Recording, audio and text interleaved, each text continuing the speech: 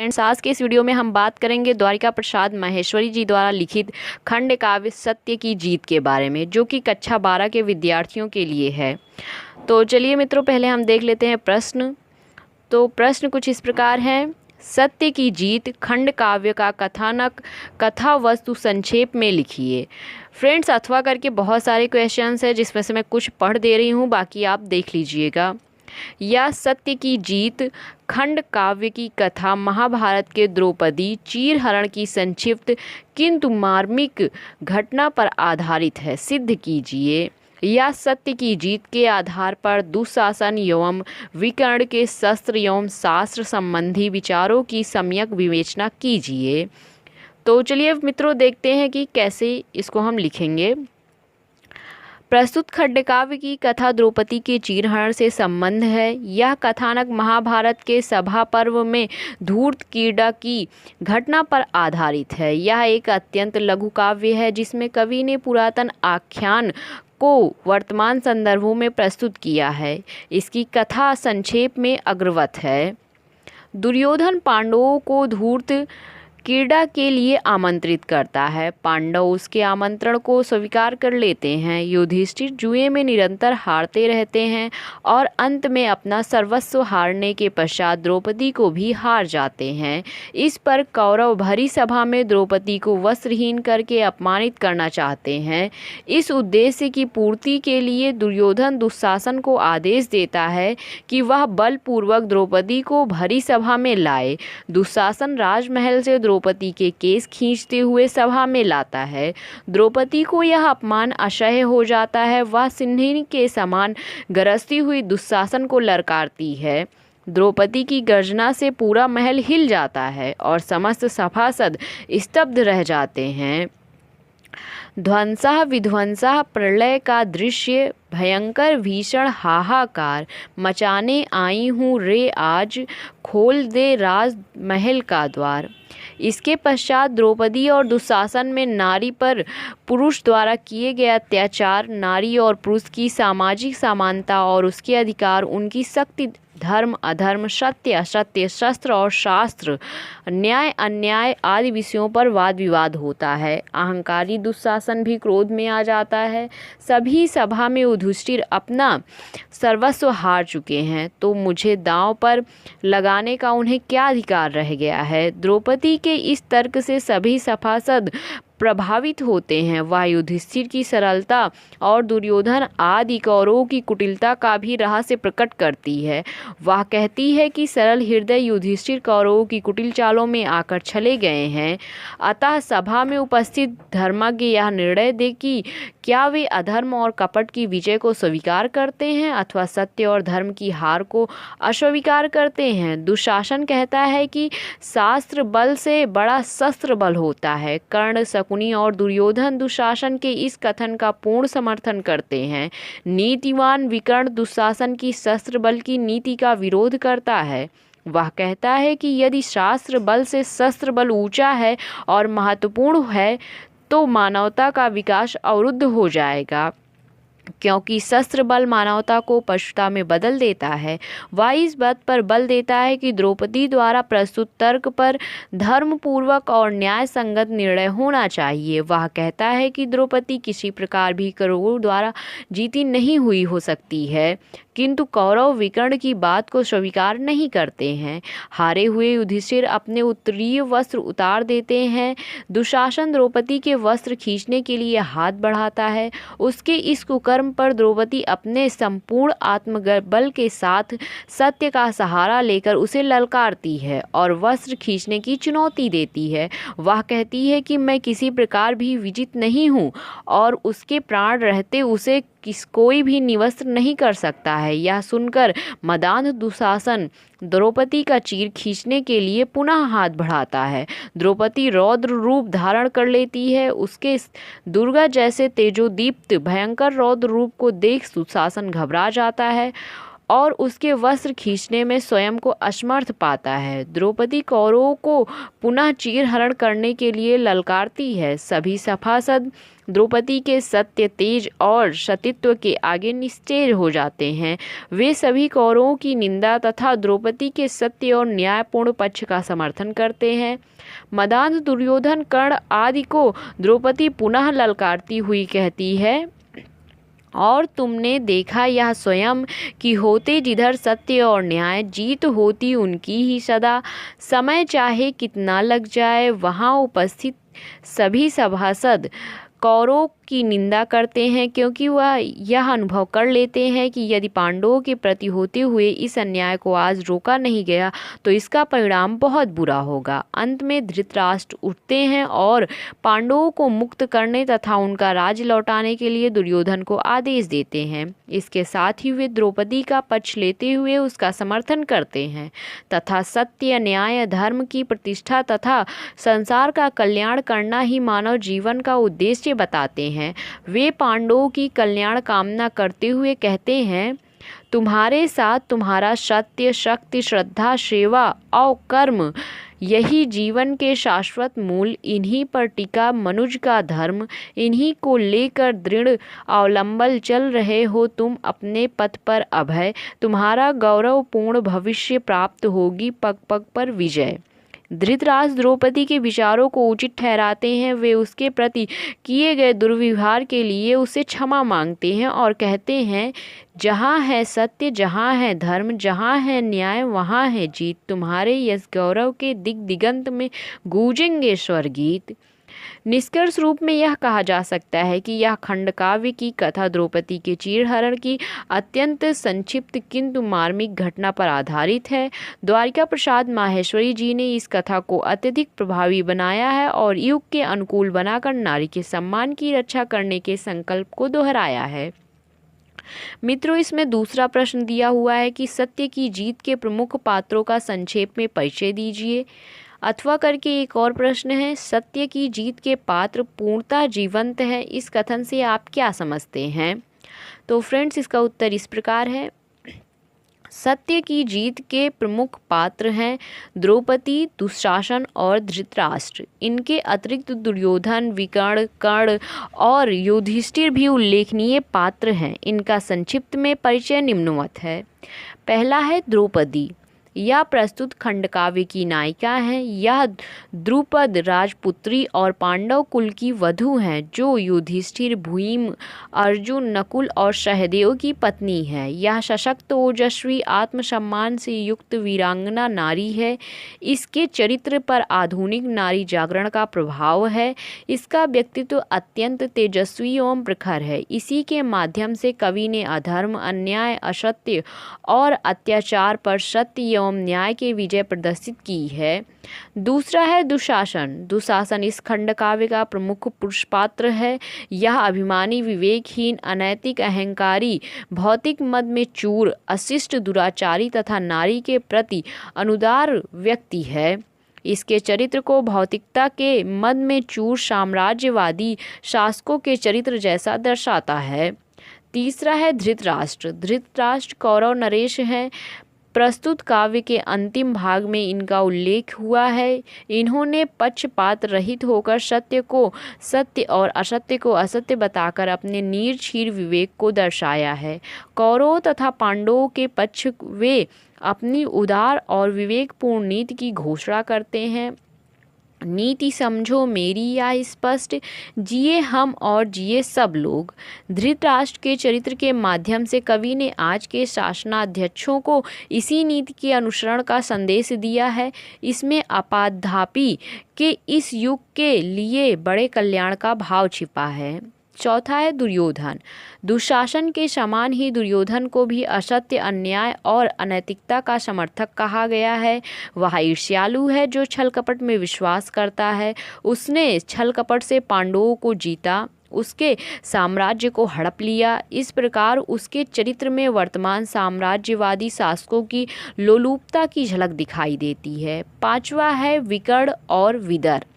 विकर्ण और विदुर अंधी शस्त्र शक्ति के विरोधी हैं। केवल शस्त्र बल पर स्थापित शांति को वे अनुचित मानते हैं। दोनों पात्र न्यायप्रिय हैं तथा कौरव कुल के लिए दोनों ही द्रौपदी के सत्य पक्ष के समर्थक हैं। छठा है युधिष्ठिर। युधिष्ठिर के दृढ़ एवं निश्चल चरित्र में कवि ने आदर्श राष्ट्रनायक की झलक प्रस्तुत की है। वे आरंभ से अंत तक मौन में रहे। कवि ने उनके मौन चरित्र में गंभीरता, शालीनता, सत्यनिष्ठा, न्यायप्रियता, विवेकशीलता और धर्मपरायणता जैसी अमूल्य विशेषताएं प्रकट की हैं। सातवां है कर्ण। कर्ण दुर्योधन का मित्र तथा अंग देश का राजा है। उपयुक्त विवेचन के आधार पर कहा जा सकता है कि कवि ने सूक्ष्म मनोवैज्ञानिक संस्पर्शों के सहारे पात्रों को पूर्णतः जीवंत और युगानुकूल चित्रित किया है। अगले प्रश्न पर हम चलते हैं फ्रेंड्स। सत्य की जीत खंड काव्य के आधार पर नायिका द्रौपदी का चित्रण चित्रित कीजिए, अथवा सत्य की जीत खंड काव्य की नायिका का चरित्र चित्रण कीजिए, अथवा करके मित्रों बहुत सारे क्वेश्चंस दिए हुए हैं, आप इन्हें देख लीजिएगा। तो चलते हैं उत्तर की तरफ। सत्य की जीत खंड काव्य के आधार पर द्रौपदी के चरित्र चित्रण की प्रमुख विशेषताएं निम्नवत है। पहला, नायिका।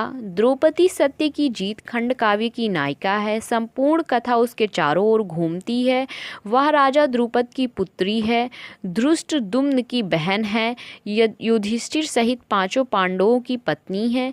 सत्य की जीत खंड काव्य में अत्यधिक विकट समय होते हुए भी वह बड़े आत्मविश्वास से दुशासन को अपना परिचय देती हुई कहती है, जानता नहीं कि मैं कौन हूँ। द्रौपदी धृष्टद्युम्न की बहन, पांडुकुल वधु, भीष्म, धृतराष्ट्र, विदुर को कब्रे या शहन। दूसरा है स्वाभिमानी सबला। द्रौपदी स्वाभिमानी है, वह अपना अपमान नारी जाति का अपमान समझती है और वह इसे सहन नहीं करती। सत्य की जीत की द्रौपदी महाभारत की द्रौपदी की भांति असहाय, अबला और संकोची नारी नहीं है। यह द्रौपदी तो अन्यायी अधर्मी पुरुषों से जमकर संघर्ष व विरोध करने वाली है। इस प्रकार उसका निम्नवत दृष्टित्व है। समझकर एकाकी निशंक दिया मेरे केसों को खींच, रक्त का पैट पिए मैं मौन आ गई भरी सभा के बीच। इसलिए नहीं कि मैं असहाय थी, एक अबला रमणी रूप, किंतु था नहीं राज दरबार देखने मेरा भैरव रूप। तीसरा है विवेकशीला। द्रौपदी पुरुष के पीछे पीछे आंख बंद करके चलने वाली नारी नहीं थी, वरन विवेक से कार्य करने वाली नारी थी। आज की नारी की भांति वह अपना अधिकार प्राप्त करने के लिए सजग है। द्रौपदी की स्पष्ट मान्यता है कि नारी में अपार शक्ति और आत्मबल विद्यमान है। पुरुष स्वयं को संसार में सर्वाधिक शक्ति संपन्न समझता है, किंतु द्रौपदी इस अहंकारपूर्ण मान्यता का खंडन करती हुई कहती है, नहीं कलिका कोमल सुकुमार, नहीं रे छुई मुई सा गात। पुरुष की है यह कोरी भूल, उसी के अहंकार की बात। वह केवल दुशासन ही नहीं वरन अपने पति को भी प्रश्नों के कटघरे में खड़ा करके स्पष्टीकरण मांगती है।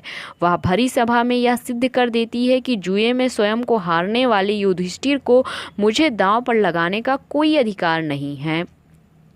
पूछती हूँ मैं केवल एक प्रश्न, उत्तर उसका मिल जाए। कसगी फिर जो हो आदेश, बड़ों का वचन मान कर न्याय।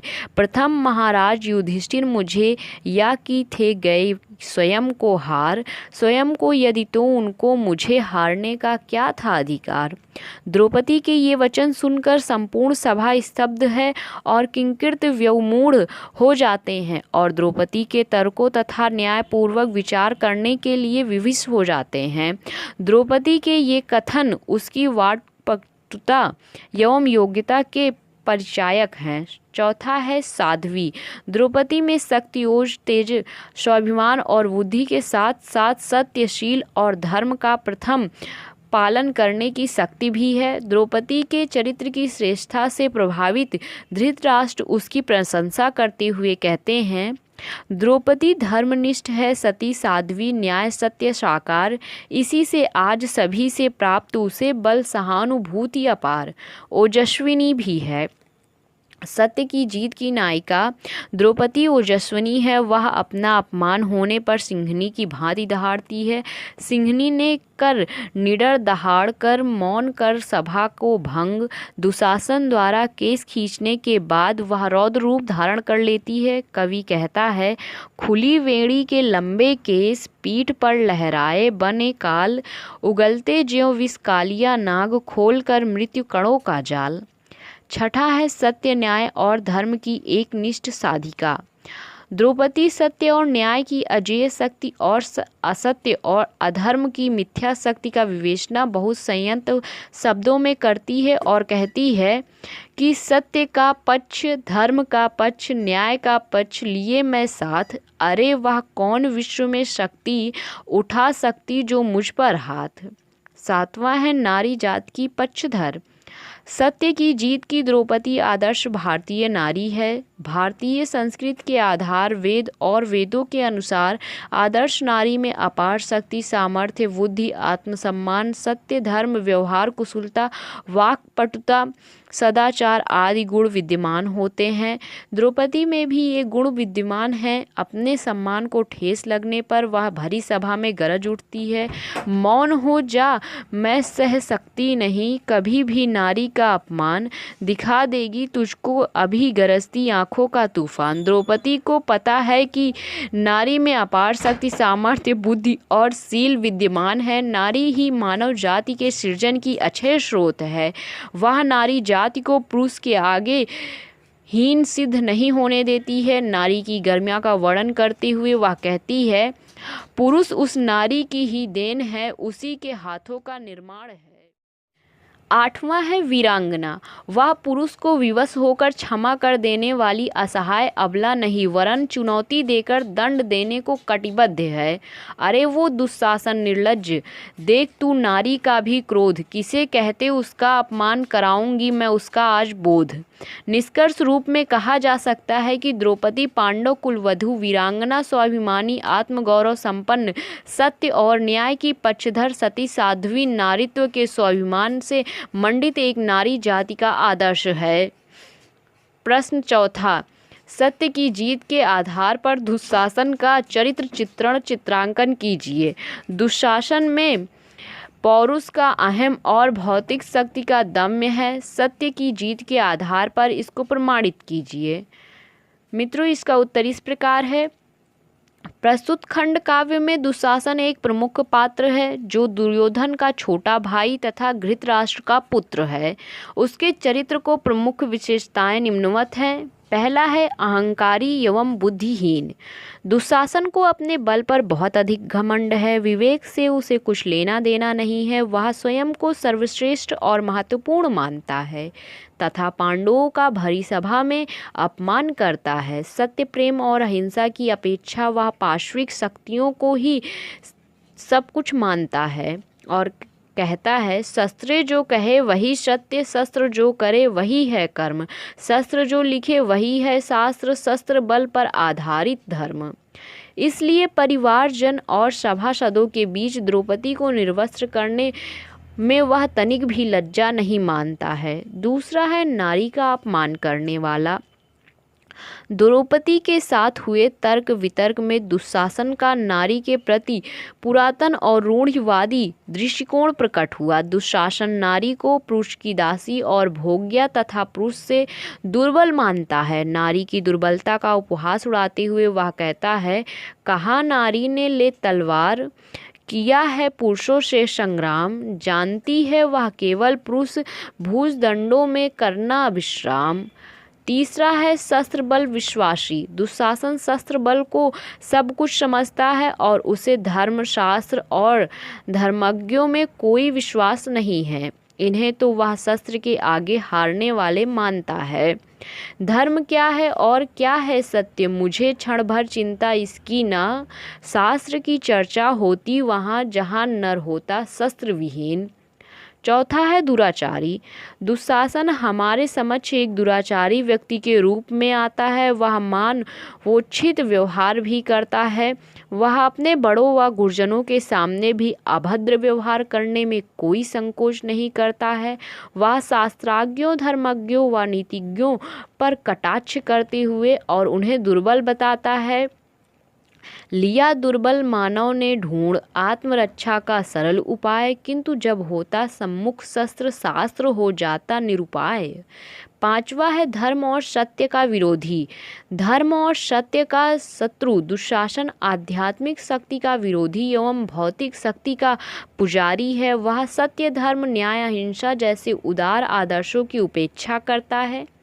छठा है सत्य व सातित्व से पराजित। दुशासन की चीरहरण में असमर्थता इस तथ्य की पुष्टि करती है कि यह सत्य की ही जीत होती है। वह शक्ति से मदान होकर तथा सत्य, धर्म एवं न्याय की दुहाई देने की दुर्बलता का चिन्ह बताता हुए जैसे ही द्रौपदी की चीर खींचने के लिए हाथ आगे बढ़ाता है, वैसे ही द्रौपदी के शरीर से प्रकट होने वाले सतीत्व की ज्वाला से पराजित हो जाता है।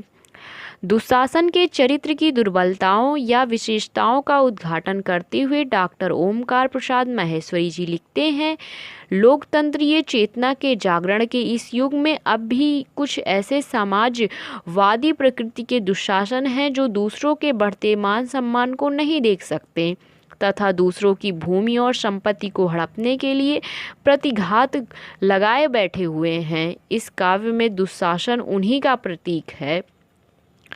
चलते हैं अगले प्रश्न के तरफ मित्रों। पांचवा प्रश्न है, सत्य की जीत के आधार पर युधिष्ठिर तथा उसके चरित्र का चित्रण कीजिए। अथवा करके अन्य प्रश्न दिए हुए हैं जिनमें से कुछ मैं पढ़ दे रही हूँ। सत्य की जीत के नायक का चरित्र चित्रण कीजिए। तो चलिए मित्रों अब उत्तर की तरफ बढ़ते हैं। सत्य की जीत खंड काव्य में युधिष्ठिर का चरित्र धृतराष्ट्र और द्रौपदी के कथनों के माध्यम से उजागर हुआ है। उनकी चारित्रिक विशेषताएं निम्नवत हैं। पहला है सत्य और धर्म के अवतार। युधिष्ठिर की सत्य और धर्म में अडिग निष्ठा है। इनके इसी गुण से मुग्ध होकर धृतराष्ट्र कहते हैं, युधिष्ठिर धर्मपरायण श्रेष्ठ करो अब निर्भय होकर राज्य। दूसरा है सरल हृदय व्यक्ति। युधिष्ठिर बहुत ही सरल हृदय के व्यक्ति हैं। वे दूसरों को भी सरल हृदय समझते हैं। इसी सरलता के कारण वे शकुनी और दुर्योधन के कपट जाल को नहीं समझ पाते हैं और उसमें फंस जाते हैं और दुष्परिणाम में भोगते हैं। द्रौपदी ठीक ही कहती है, युधिष्ठिर धर्मराज थे सरल हृदय, समझे ना कपट की चाल। तीसरा है सिंधु से धीर गंभीर। द्रौपदी का अपमान किए जाने पर भी युधिष्ठिर का मौन व शांत रहने का कारण उनकी दुर्बलता नहीं वरन उनकी धीरता, गंभीरता और सहिष्णुता को दर्शाता है। खींची है मर्यादा की रेखा, वंश के है वे उच्च कुलीन। चौथा है अदूरदर्शी। युधिष्ठिर यद्यपि गुणवान है किंतु द्रौपदी को दांव पर लगाने जैसे अविवेकीय कार्य कर बैठते हैं, जिससे जान पड़ता है कि वह सैद्धांतिक अधिक किंतु व्यवहार कुशल कम है। वह इस कृत्य का दूरगामी परिणाम दृष्टि से ओझल कर बैठते हैं। युधिष्ठिर धर्मराज का हृदय सरल, निर्मल, निश्चल, निर्दोष, भरा अनंत सागर में अमित भाव रत्नों का सुंदर कोश। पांचवा है विश्व कल्याण के साधक। युधिष्ठिर का लक्ष्य विश्व मंगल है। यह बात धृतराष्ट्र भी स्वयं स्वीकार करते हैं। तुम्हारे साथ विश्व है क्योंकि तुम्हारा ध्येय विश्व कल्याण। निष्कर्ष रूप में कहा जा सकता है कि युधिष्ठिर इस खंड काव्य के ऐसे पात्र हैं जो आरंभ से लेकर अंत तक मौन रहे। कवि ने उनके मौन से ही उनके चरित्र को उपयुक्त विशेषताएं स्पष्ट करते हुए लिखा है। छठवां है सत्य की जीत खंड काव्य के आधार पर दुर्योधन का चरित्र चित्रण कीजिए। तो मित्रों इसका उत्तर इस प्रकार है। सत्य की जीत खंड काव्य में दुर्योधन का चरित्र एक तुच्छ शासक का चरित्र है। वह असत्य, अन्याय और अनैतिक का आचरण करता है। वह छल विद्या में निपुण, अपने मामा शकुनी की सहायता से पांडवों को छूतकृता के लिए आमंत्रित करता है और उनका सारा राज्य जीत लेता है। दुर्योधन चाहता है कि पांडव द्रौपदी सहित उनकी दास दासी बनकर रहें, क्योंकि वह द्रौपदी को सभा के बीच में वस्त्रहीन करके अपमानित करना चाहता है। उसके चरित्र की निम्नलिखित विशेषताएं हैं। पहला है शस्त्र बल का पुजारी। दुर्योधन सत्य, धर्म और न्याय में विश्वास नहीं रखता। वह शारीरिक तथा तलवार के बल में आस्था रखता है, आध्यात्मिक एवं आत्मिक बल की उपेक्षा करता है। दुशासन के मुख से शस्त्र बल की प्रशंसा और शास्त्र बल की निंदा सुनकर प्रसन्नता से खिल उठता है। दूसरा है अनैतिकता का अनुयायी। दुर्योधन न्याय और नीति को छोड़कर अनीति का अनुसरण करता है। भले बुरे का विवेक वह बिल्कुल नहीं करता है। अपने अनुयायियों को भी अनीति के मार्ग पर चलने के लिए प्रेरित करना ही उसकी नीति है। जब दुशासन द्रौपदी का चीरहरण करने में असमर्थ हो जाता है तो दुशासन की इस असमर्थता को वह सहन नहीं कर पाता है और अभिमान में गरज कर कहता है, कर रहा क्या, यह व्यर्थ प्रलाप भय वंश था। दुशासन वीर कहाँ दुर्योधन ने उठ गरज, खींच क्यों नहीं खींचे री चीर। तीसरा है मात्र द्वेषी। दुर्योधन बाह्य रूप से पांडवों को अपना भाई बताता है, किंतु आंतरिक रूप से वह उनसे जलता कटता है। वह पांडवों का सर्वस्व हरण करके उन्हें अपमानित और दर दर का भिखारी बनाना चाहता है। द्रौपदी के शब्दों में, किंतु भीतर भीतर चुपचाप छिपाए तुमने अनगिन पाश, फंसाने को पांडव निष्कपट चाहते थे तुम उनका नाश। चौथा है असहिष्णु सूरता। दुर्योधन स्वभाव से बड़ा ईर्ष्यालु है। पांडवों का बढ़ता हुआ यश तथा शांति पूर्वक जीवन उसकी ईर्ष्या का कारण बन जाता है। वह रात दिन पांडवों के विनाश की योजना बनाए रखता है। उसके ईर्ष्यालु स्वभाव का चित्रण देखिए। ईर्ष्या तुमको हुई अश्व, देख जग में उनका सम्मान, विश्व का दिखलाना चाहते रहे तुम अपनी शक्ति महान। संक्षेप में हम कह सकते हैं कि दुर्योधन का चरित्र एक साम्राज्यवादी शासक का चरित्र है। तो चलिए अब हम 7वां प्रश्न देख लेते हैं। सत्य की जीत खंडकाव्य के आधार पर विकर्ण का चरित्र चित्रण कीजिए। सत्य की जीत खंडकाव्य में विकर्ण को एक विवेकशील व्यक्ति के रूप में चित्रित किया गया है। कौरवों की विशाल सभा के मध्य जब दुशासन शस्त्र बल को महत्ता और शास्त्र बल को निर्बलता को शस्त्र कहकर शास्त्रों के प्रति अपनी अश्रद्धा तथा अनास्था प्रकट करता है, तो विकर्ण इस अनीति को सहन नहीं कर पाता है। बड़े बड़े सूरवीरों और धर्मज्ञों की उपस्थिति में द्रौपदी पर किए गए अत्याचारों को देखकर विकर्ण क्षुब्ध हो उठता है और कहता है, बढ़े क्या, अरे यहीं तक आज सभ्यता के संस्कृत के चरण कर रहा रे मानव ललकार, शस्त्र को छोड़ शस्त्र का वर्ण। आदि युग की पाशविकता से मुक्त होकर वह अपने मस्तिष्क और हृदय की शक्ति का आश्रय लेकर मानव आज श्रेष्ठ मानव कहलाता है। किंतु यदि आज वह पुनः शस्त्र बल को सर्वाधिक महत्ता प्रदान करेगा तो आज तक विकास के पथ पर अग्रसर होने के उसके सभी प्रयत्नों और संघर्षों को व्यर्थ कहा जा सकता है। विकर्ण इस संबंध में स्पष्ट घोषणा करता है, शस्त्र सर्वस्व शास्त्र सब व्यर्थ, धारणा यह विनाश की मूल, शास्त्र सर्वस्व शस्त्र सब व्यर्थ, अभी कहना यह भी है भूल। विकर्ण की अंधी शस्त्र शक्ति का विरोधी है। उसका यह विश्वास है कि संसार की बड़ी से बड़ी समस्या का समाधान भी प्रेम, शांति और सहयोग की भावना से किया जा सकता है। वह कहता है कि शस्त्र बल पर आधारित शांति क्षणिक होती है या स्थात्विक होती है। शास्त्रों के कारण ही मनुष्य में छिपी दानवता जागृत होती है और वह संसार की प्रगति एवं सभ्यता के विनाश का कारण बनती है। विकर्ण कहता है, मौन है आज सभी क्यों, देख रहा हूँ कैसा दृश्य, सत्य को छिपा रहे हम, जान करेगा हमें क्षमा ना भविष्य। सत्य, धर्म एवं न्याय के प्रति भविष्य में मानव की आस्था एवं विश्वास उठ न जाए, उसके लिए वह सभी धर्मज्ञ सभासदों से यह आग्रह करते हुए कहता है, अगर हमसे हो गया अधर्म, अगर हमसे हो गई अनीति, धर्म में न्याय, सत्य में न्याय, रह जाएगी किसकी यहाँ प्रतीति। इस स्पष्टोक्ति से स्पष्ट होता है कि विकर्ण के चरित्र में स्पष्टवादिता, निर्भीकता, न्यायप्रियता, धर्मभीरुता आदि भी मनोचित श्रेष्ठ गुणों का समावेश है। तो चलते हैं 8वें प्रश्न की तरफ, जो कि है सत्य की जीत खंड काव्य के आधार पर धृतराष्ट्र का चरित्र चित्रण कीजिए। अथवा सत्य की जीत खंड काव्य के जिस पुरुष पात्र ने आपको सर्वाधिक प्रभावित किया हो उसकी चारित्रिक विशेषताओं पर प्रकाश डालिए। तो मित्रों यहाँ आप अपने तरह से भी उत्तर लिख सकते हैं, जो विशेष पात्र आपको लगा हो उसे भी लिख सकते हैं। तो चलिए उत्तर की तरफ चलते हैं।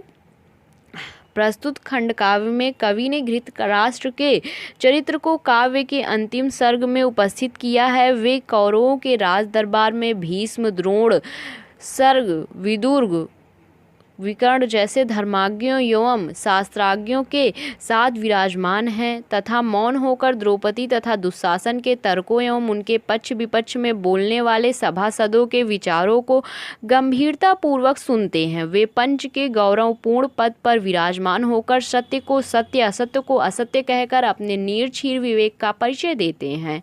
वह लोकमत का आदर करते हुए सभासदों को शांत करते हुए कहते हैं, हुई है दुर्योधन से भूल, किया है उसने यह दुष्कर्म, पांडवों पर छल से आघात, कहा जा सकता न्याय न धर्म।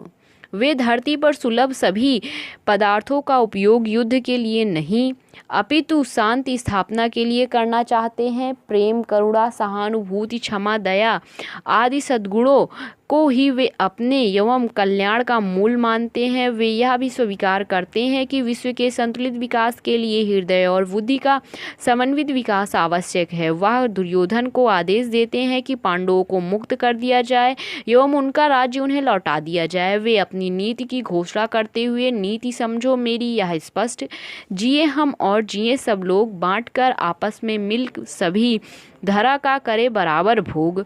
वे द्रौपदी के पक्ष का समर्थन करते हुए तथा उसे सती, साध्वी और धर्मनिष्ठ बताते हैं। द्रौपदी की प्रशंसा करते हुए धृतराष्ट्र कहते हैं, द्रौपदी धर्मनिष्ठ है, सती, साध्वी, न्याय, सत्य साकार, इसी से आज सभी से प्राप्त उसे बल, सहानुभूति अपार। सत्य एवं धर्म, न्याय के मार्ग का अनुसरण करने वाला जीवन में सदा विजयी होता है। इसी बात की घोषणा वे निम्नलिखित शब्दों में करते हैं, जहाँ है सत्य, जहाँ है धर्म, जहाँ है न्याय, वहाँ है जीत। तुम्हारे यश गौरव के दिगंत में गूंजेंगे स्वर गीत। निष्कर्ष रूप से यह कहा जा सकता है कि धृतराष्ट्र नीति पर चलने वाले, अनीति के विरोधी, न्याय के तथा नारी के सम्मान करने वाले एक श्रेष्ठ पुरुष हैं। उनमें एक श्रेष्ठ राजा के समस्त गुण विद्यमान हैं। तो मित्रों, आज के इस वीडियो में बस इतना ही। अगर आपको यह वीडियो अच्छी लगी तो प्लीज़ इसे शेयर करें, साथ ही साथ चैनल को सब्सक्राइब करना ना भूलें।